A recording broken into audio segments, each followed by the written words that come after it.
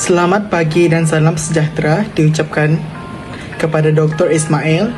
Nama saya Nelson Anaidi dari kelas Muzik A dan pada hari ini saya akan membentangkan tugasan 2 bagi mata pelajaran SCHK 3233 iaitu Kursus Kurikulum Sejarah Sekolah Rendah.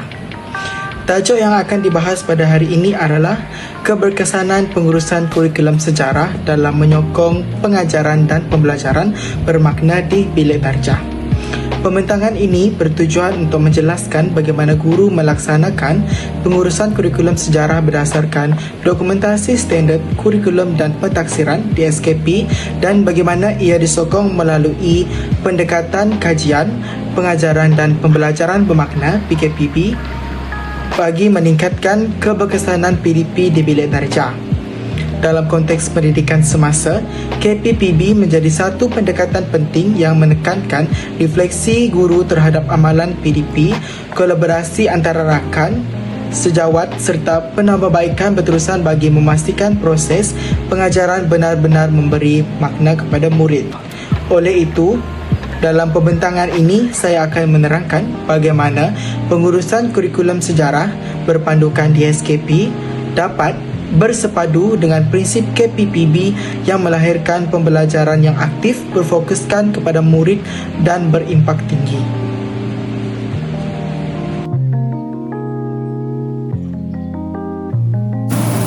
Antara objektif pembentangan saya pada hari ini adalah untuk menjelaskan hubungan antara DSKP dan pelaksanaan KPPB dalam PDP sejarah, mengenal pasti peranan guru dalam mengurus kurikulum sejarah secara berkesan dan menilai impak KPPB terhadap keberkesanan PDP dan pembelajaran murid.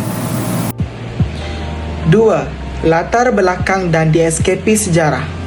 Mata pelajaran sejarah di sekolah adalah memainkan peranan penting dalam membentuk jati diri, semangat patriotisme dan kesedaran sejarah dalam kalangan murid. Bagi memastikan matlamat ini tercapai, DSKP sejarah menjadi dokumen rujukan utama kepada guru untuk merancang, melaksanakan dan menilai PDP secara sistematik. DSKP terdiri daripada 3 komponen utama iaitu standard kandungan SK yang itu bertujuan untuk menyatakan apa yang perlu tahu dan faham. Dan seterusnya adalah standard pembelajaran iaitu SP bertujuan untuk menunjukkan hasil pembelajaran yang perlu dikuasai oleh murid. Dan seterusnya adalah standard prestasi SPI untuk menjelaskan tahap penguasaan murid berdasarkan evidence pembelajaran. Sebagai contoh, bagi tahun 4 di bawah tema 1, Sejarah Awal Negara, tajuk pertama ialah Mari Belajar Sejarah dengan standard kandungan 1.1, Memahami Pengertian dan Kemahiran Ilmu Sejarah. Dalam topik ini, guru membimbing murid untuk memahami maksud sejarah, kepentingan pembelajarannya serta mengaplikasikan kemahiran asas seperti mengenal pasti sumber sejarah dan membina garis masa. Guru boleh mengembangkan pengajaran ini melalui aktiviti inquiry dan kolaboratif. Contohnya, perbincangan kumpulan kecil tentang apakah yang dimaksudkan dengan peristiwa penting dalam kehidupan mereka. Projek mini bertajuk Sejarah Diri Saya, di mana murid menghasilkan garis masa tentang pengalaman hidup mereka. Selain itu, mereka juga boleh menggunakan peta minda interaktif bagi membezakan antara sejarah peribadi dan sejarah negara. Aktiviti seperti ini membantu murid memahami bahawa sejarah bukan sekadar kisah masa lalu, tetapi ianya adalah suatu kajian yang memerlukan kemahiran meneliti, bukti dan memberi interpretasi. Pendekatan ini selaras dengan KPPB di mana guru boleh bukan hanya mengajar mengikut sukatan tetapi juga merancang PDP yang bermakna dan reflektif.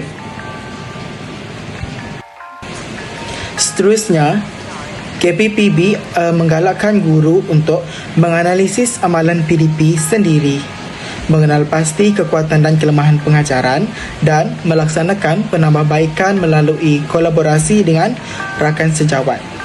Gabungan DSKP dan KPPB membolehkan PDP sejarah menjadi lebih hidup, bukan sekadar hafalan fakta, tetapi pengalaman pembelajaran yang menghubungkan murid dengan identiti, nilai dan kehidupan sebenar. Ini juga seiring dengan hasrat falsafah pendidikan kebangsaan FPK dan elemen 6C iaitu communication, collaboration, critical thinking, creativity, citizenship dan character. Ini adalah bertujuan untuk melahirkan murid seimbang dari segi intelek, emosi, rohani dan sosial. Yang ketiga adalah kaedah kajian dan kolaborasi. Bagi melaksanakan tugasan ini, saya menjalankan satu kajian kualitatif berbentuk temu bual bersama seorang guru sejarah rendah iaitu Cikgu Aida binti Sijol dari Sekolah Kebangsaan Abang Khadir Gedong 94700 Simunyan, Sarawak. Temu bual ini dijalankan secara dalam talian melalui WhatsApp dan disertakan dengan bukti kolaborasi seperti tangkapan skrin pada akhir perbualan. Kaedah ini membolehkan saya memahami perspektif sebenar guru tentang pelaksanaan kurikulum dan PDP berasaskan KPPB. Soalan temu bual meliputi 4 aspek utama. Yang pertama adalah bagaimana cikgu merancang PDP sejarah berdasarkan DSKP. Soalan ini bertujuan untuk memahami sejauh manakah guru menggunakan DSKP sebagai rujukan utama dalam menyediakan rancangan pengajaran harian, RPH dan perancangan aktiviti pembelajaran. Dan yang kedua adalah apakah strategi pengurusan bilik darjah yang digunakan. Soalan ini membantu saya untuk mengenal pasti bagaimanakah guru mengatur suasana bilik darjah yang kondusif serta strategi bagi mengawal disiplin dan penglibatan murid semasa PDP berlangsung. Soalan ketiga adalah bagaimanakah cikgu memastikan murid aktif dan seronok belajar sejarah. Tujuan soalan ini adalah untuk meneliti pendekatan pedagogi yang digunakan bagi meningkatkan minat murid terhadap subjek sejarah, terutamanya melalui aktiviti interaktif dan berbentuk pengalaman sebenar.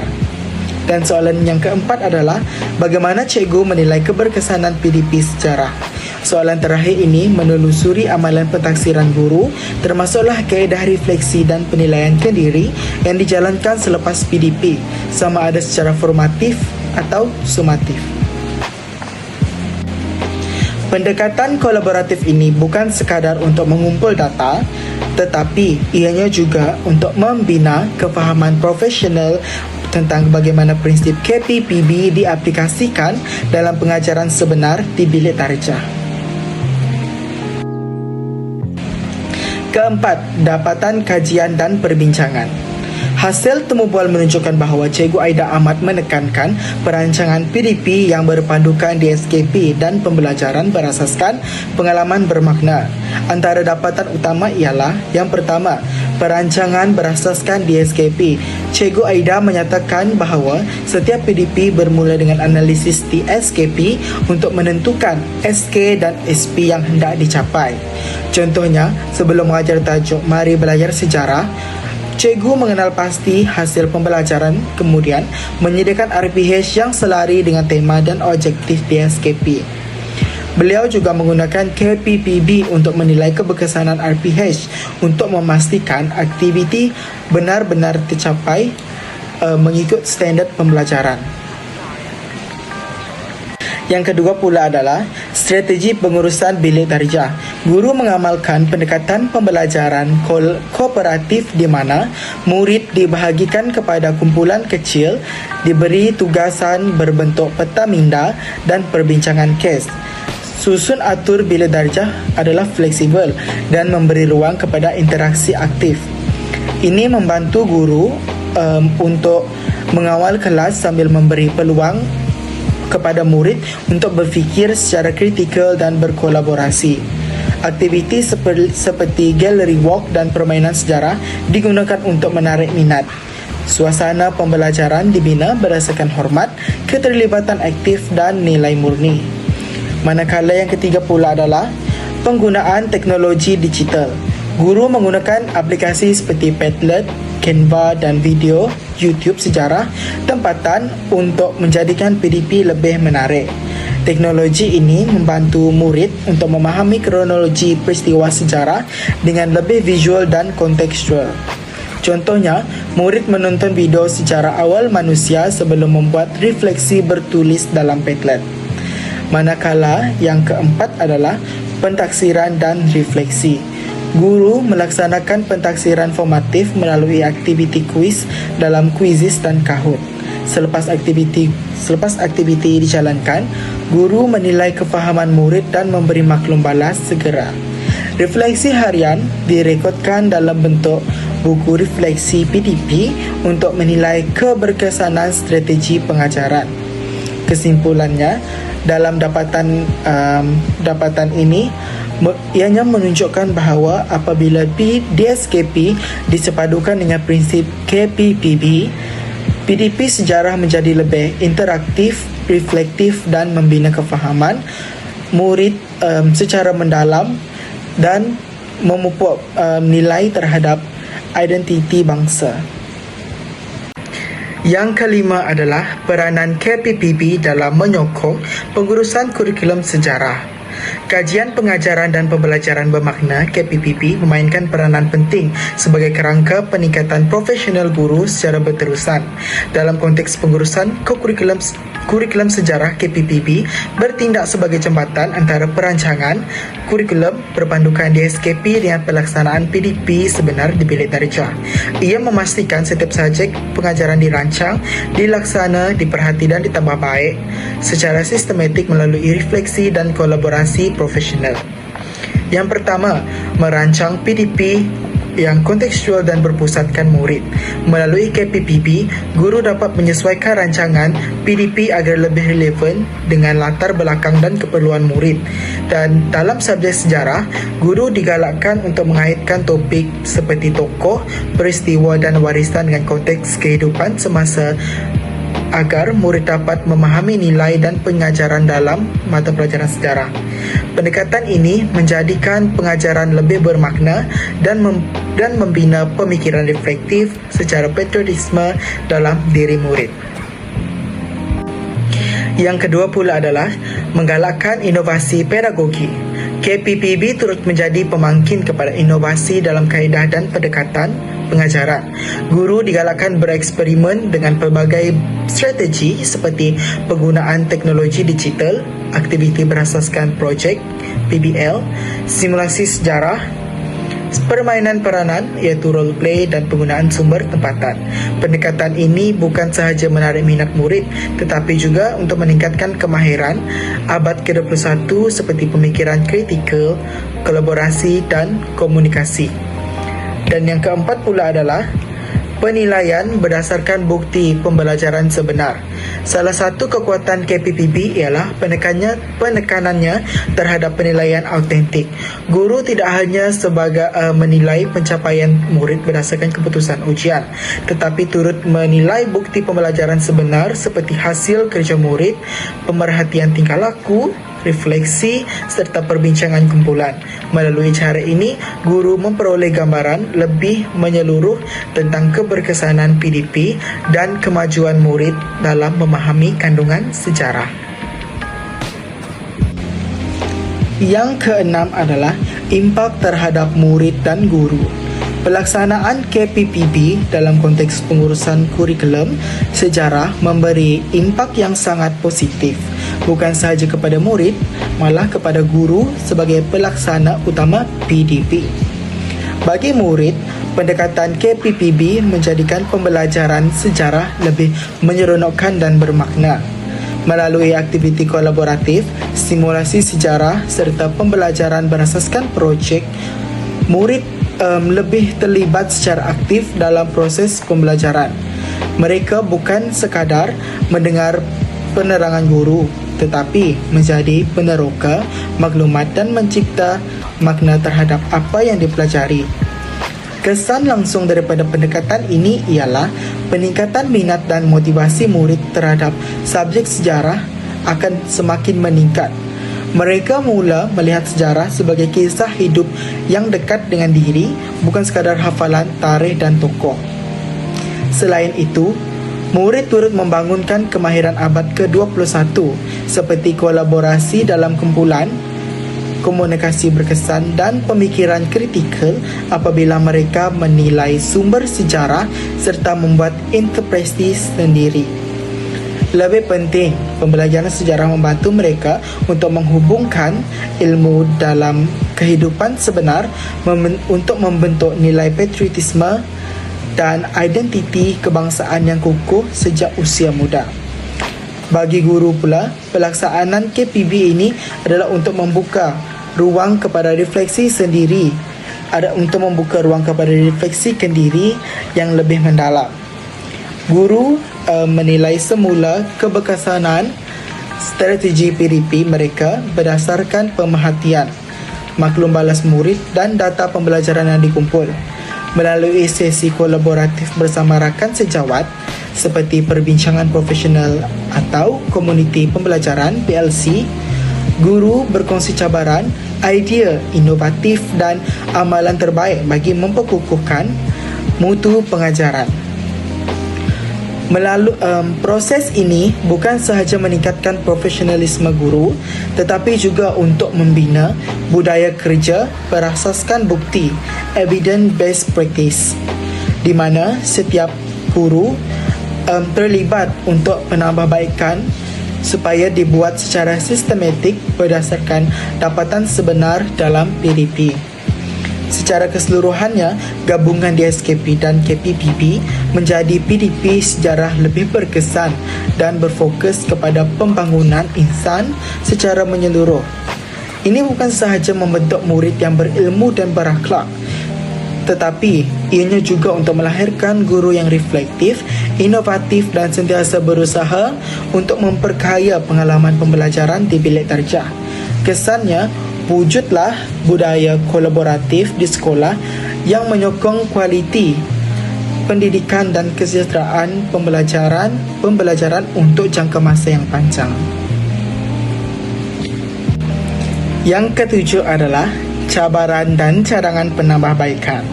Walaupun pelaksanaan kajian pengajaran dan pembelajaran bermakna, KPPB ini serta pengurusan kurikulum sejarah menunjukkan kesan yang positif terhadap murid dan guru, namun terdapat beberapa cabaran yang masih wujud dan perlu diberi perhatian bagi memastikan keberkesanan dan kesinambungan pelaksanaannya. Antara cabaran yang pertama adalah kekangan masa. Salah satu cabaran utama ialah kekangan masa dalam kalangan guru. Beban tugas yang tinggi seperti penyediaan RPH, pelaporan dan pengurusan kurikulum menyebabkan guru sukar untuk memperuntukkan masa yang mencukupi untuk sesi refleksi, perbincangan kumpulan dan penambahbaikan PDP selepas pemerhatian. Antara cadangan penambahbaikan yang boleh dilakukan adalah pihak pentadbir sekolah disarankan untuk menyediakan jadual khas atau blok masa kursus untuk aktiviti KPPB dalam takwim sekolah. Langkah ini membolehkan guru untuk berkongsi amalan terbaik untuk menilai strategi PDP dan merancang penambahbaikan tanpa mengganggu rutin dan harian pengajaran. Yang kedua pula adalah sikap dan kefahaman guru. Masih terdapat guru yang kurang memahami konsep sebenar KPPB dan menganggapnya sebagai beban tambahan, bukannya alat pembangunan profesional. Sikap ini mungkin berpunca daripada kurang pendedahan dan sokongan sistematik daripada pihak pentadbiran. Antara cadangan penambahbaikan yang boleh dilakukan adalah pihak sekolah boleh melaksanakan bengkel latihan berterusan, bimbingan oleh mentor pengalaman serta memperkukuhkan peranan PLC iaitu Professional Learning Community. Melalui pendekatan ini, guru dapat meningkatkan kefahaman mereka terhadap nilai sebenar KPPB sebagai satu proses pembelajaran profesional yang menyokong peningkatan kualiti PDP.